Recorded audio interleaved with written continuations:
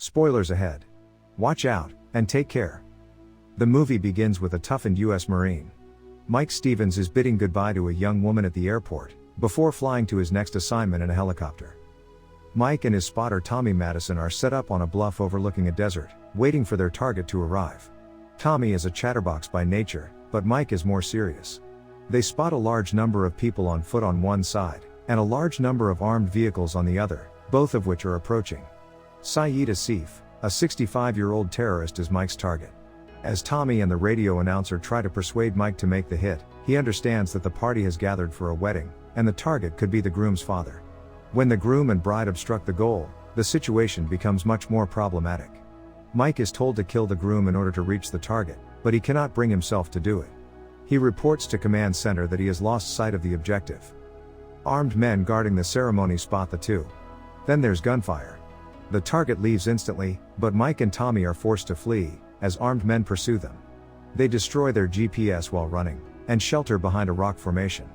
When the armed men begin to approach the rock, Mike quickly arranges a brilliant distraction, to send them in the opposite direction. After eluding the armed men, the couple ask for an evacuation, but are told they must cross the desert in front of them, to reach a settlement 5 hours away, where they may be picked up. They set off on foot, braving sandstorms and blistering temperatures. Tommy amuses Mike with anecdotes about his son back home. When he notices Mike is silent, and appears to be upset by something, he forces Mike to open up, who admits he is having difficulty proposing marriage to Jenny, his girlfriend. Tommy mocks him for his fear, but he also advises him that marriages can be difficult at first, but with time, you get the hang of it. The wind blows a caution sign right beneath their feet, as they go through the desert.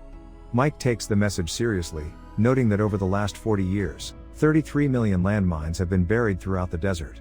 Tommy assures him that it is simply a Berber tactic, to keep attackers at bay.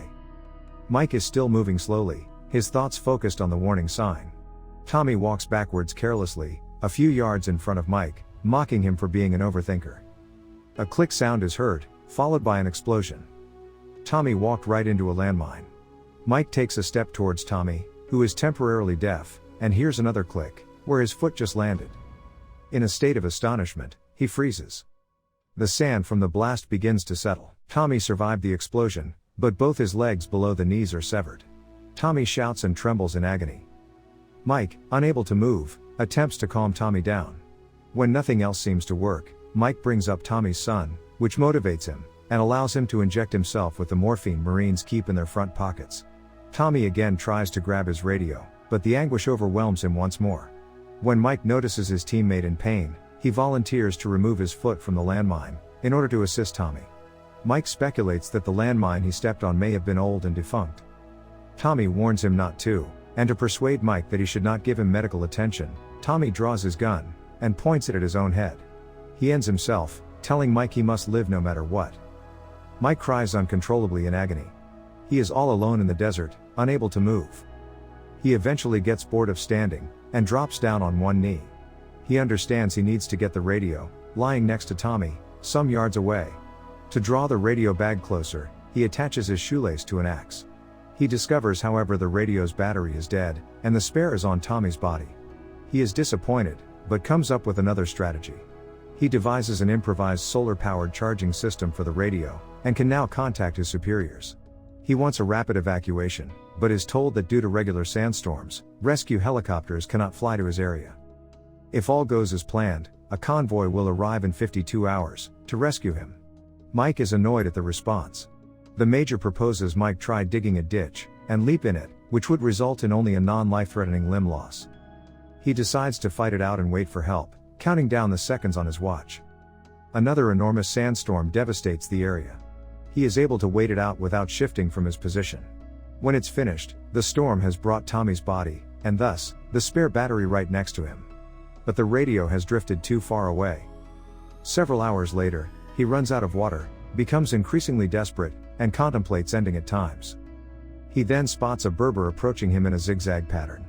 Mike tries to warn him about the landmine, but the Berber mimics his gestures, appearing to mock him. Mike tries to relate his ordeal to the Berber man, who insists Mike step off and move forward with life. He then disappears into the desert with Mike's water flask.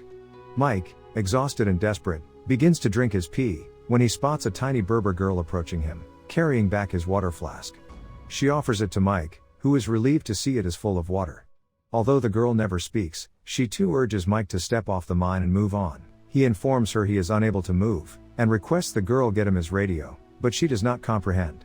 Mike, desperate, becomes overly loud, scaring the girl away. As darkness falls, the temperature begins to plummet. To keep warm, he makes a fire, and begins to hear the sounds of wild animals. To divert himself, he pulls out his phone, and glances at images of his lover. He comes across a video from his girlfriend. Jenny tells him in the video she is waiting for him.